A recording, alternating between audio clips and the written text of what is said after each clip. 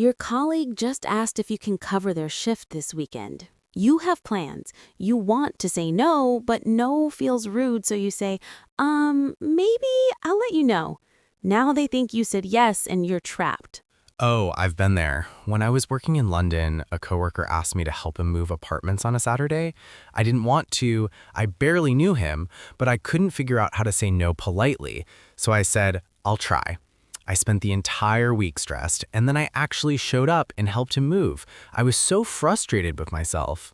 That's the problem. When you can't say no properly, you end up saying yes to things you don't want to do. Today we're teaching you 20 polite ways to say no in English, organized by formality level, so you can set boundaries without guilt or confusion. I'm Olivia. And I'm Paul. Welcome to English Together. Here's why this topic is so important. If you don't know how to say no politely, one of two things happens. Either you say yes when you mean no, and you end up resentful and overwhelmed. Or you say no too directly and people think you're rude or cold. Neither option is good. So today we're teaching you what we call the 3-tier boundary system, 3 levels of formality, from professional to casual, with 20+ phrases you can use immediately. Tier 1 is formal and professional. These are for your boss, clients, people in authority, or formal requests you need to decline. Tier 2 is polite and personal, for colleagues, acquaintances, people you're friendly with but not super close to. And Tier 3 is direct and simple, for good friends, family, or situations where you need to be crystal clear. By the end of this lesson, you'll know exactly which phrases to use in any situation. And here's the cultural insight you need to understand. In English-speaking cultures, especially in professional settings, a polite, clear no is respected, but a vague maybe when you mean no, that actually damages trust. Oh, that's so important. In some cultures, being indirect is polite, but in English, especially American English, clarity is kindness. Exactly. We're also going to teach you the polite no formula. Appreciation plus decline plus a brief reason or alternative. You don't always need all 3 parts, but this formula helps you sound warm and professional. All right, let's start with Tier 1. Tier 1 is for situations where you need to sound professional and respectful. Your boss asks you to take on an extra project, a client asks for something outside your scope, a formal request you need to decline. These phrases are polite, clear, and complete. You won't sound rude. You'll sound professional. The first phrase, I appreciate you thinking of me, but I'm not able to take that on right now. That's perfect. You start with appreciation. I appreciate you thinking of me. Then you decline. I'm not able to take that on right now. Notice you're not saying I can't. You're saying I'm not able to. It sounds professional and firm. What if your boss asks you to work late? You can say, I'd like to help, but I have a prior commitment I need to honor. A prior commitment. That's formal, and you don't have to explain what it is. Exactly. Your prior commitment could be dinner with your family, or it could be time you've blocked for yourself. You don't owe anyone a detailed explanation. Here's another one I love. Unfortunately, I don't have the bandwidth for that at the moment. Bandwidth means capacity, like your plate is full. It's very professional language. What if someone asks you to do something that's just not your responsibility? You can say, that's outside my current scope, but I can recommend someone who might be able to help. Oh, nice. You're saying no, but you're offering an alternative. Here's one more for Tier 1. I'm going to have to decline, but thank you for the opportunity. That one's great for invitations to events or opportunities you don't want. And one last phrase, I can't commit to that, but I'd be happy to support in another way if needed. So you're setting a boundary, you can't commit, but you're leaving the door open for something smaller. Right. Let me tell you a story. Early in my career, my manager asked me to lead a big presentation, and I was already completely overwhelmed with other work. But instead of saying, I'm not able to take that on, I said, I'll think about it. She thought I was considering it, so she kept checking in. Have you thought about it? What do you think? and it created this awkward tension for 2 weeks. Finally, I had to admit I couldn't do it, and by then it was too late for her to find someone else easily. Oof, so the vague answer actually made it worse. Way worse. If I just said clearly from the start, I appreciate you thinking of me, but I don't have the bandwidth right now, it would have been fine. She would have just asked someone else. That's such an important point. A clear, polite no is kinder than a vague maybe. And here's the confidence piece. Saying no professionally doesn't make you look lazy or uncommitted. It makes you look like someone who understands their capacity and respects their work quality. You're protecting your ability to do good work. Exactly. All right. Tier 2 is polite and personal.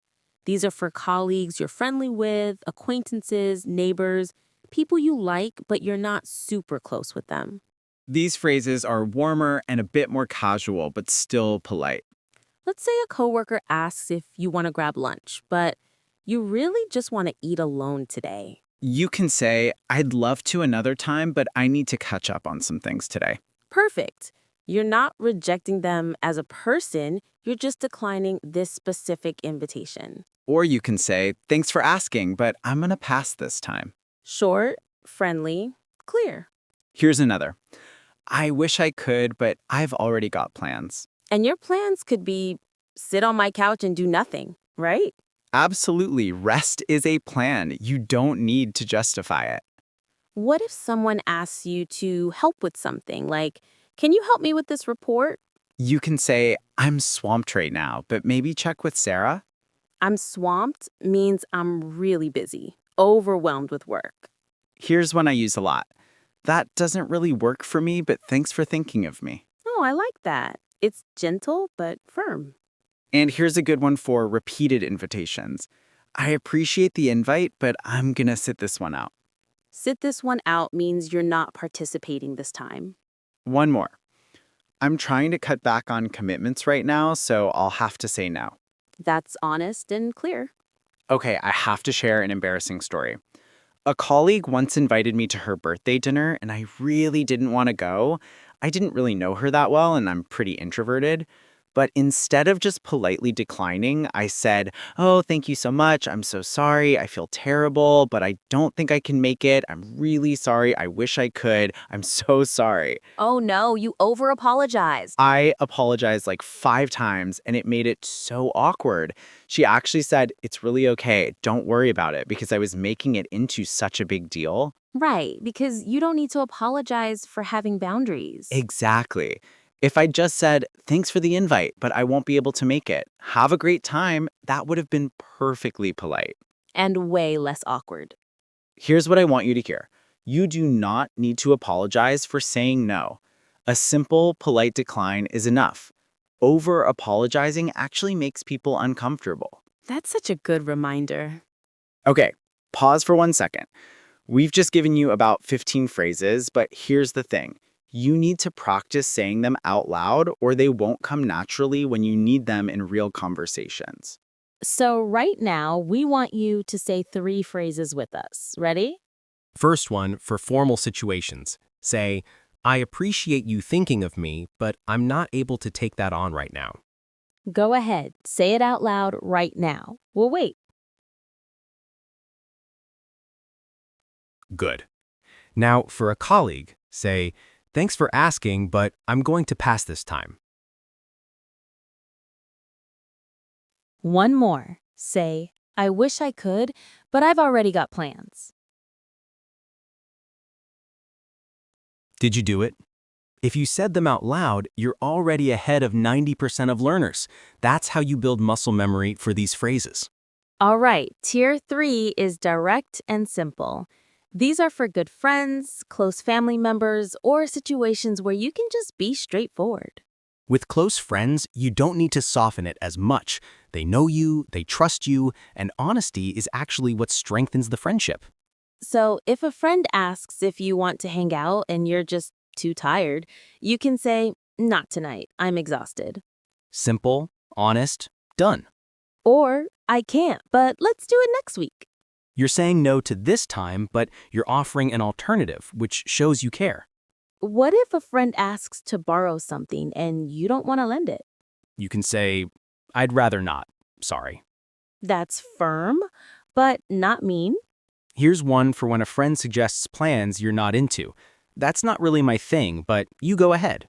Or just, I'm not up for it today. Here's a key phrase for when someone keeps pushing after you've already said no. I already said no, and I need you to respect that. That's very direct.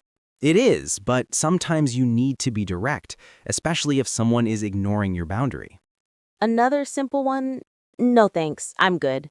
Short, clear, friendly. Okay, I have to share my mistake with this. I had a friend who kept inviting me to this weekly yoga class.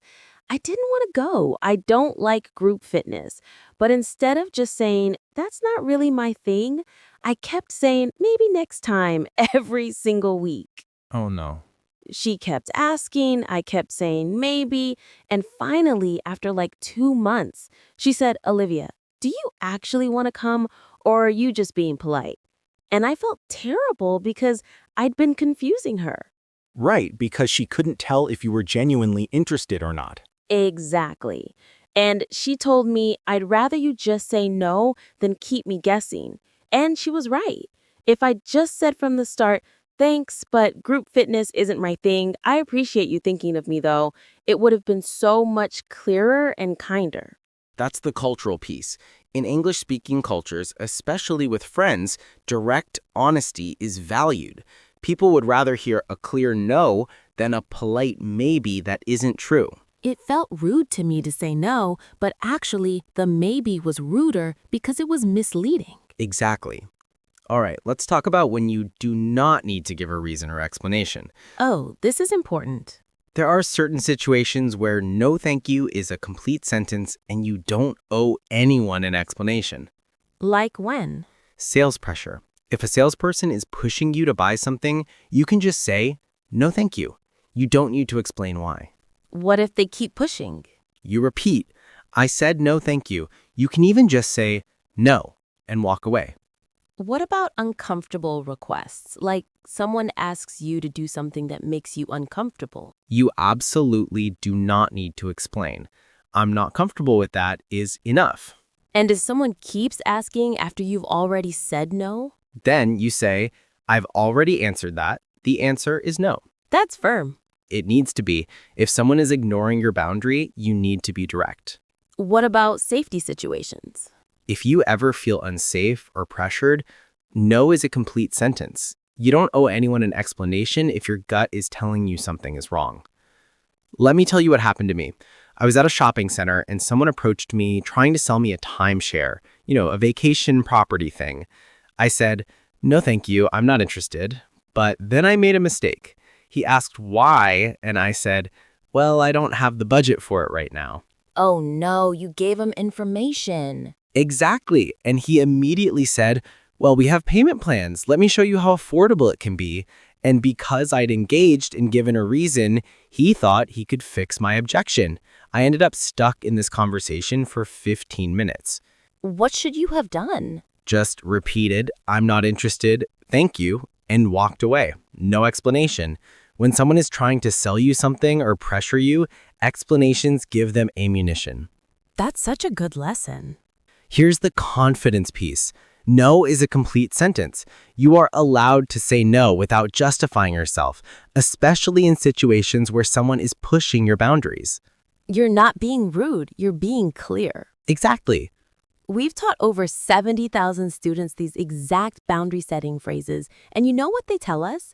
That learning to say no politely changed their entire experience in English-speaking environments. They stop feeling resentful because they're not saying yes to things they don't want to do, and they stop feeling guilty because they know they're being polite and clear, not rude. It's honestly one of the most powerful shifts you can make. All right, let's recap the 3-tier boundary system. Tier 1, formal and professional.